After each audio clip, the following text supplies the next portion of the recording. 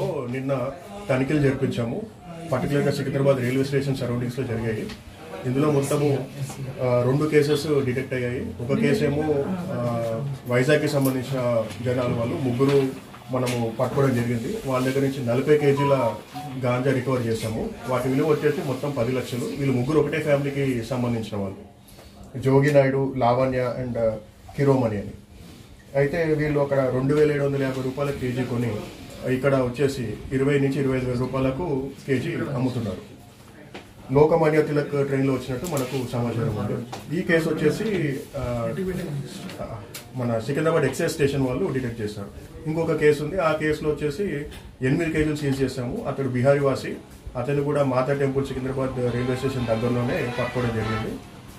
దీని విలువ వచ్చేసి 2 లక్షలు. ఇతని పేరు వివేక్ సాహని, సమస్తీపూర్ బీహార్ స్టేట్కి సంబంధించిన వ్యక్తి.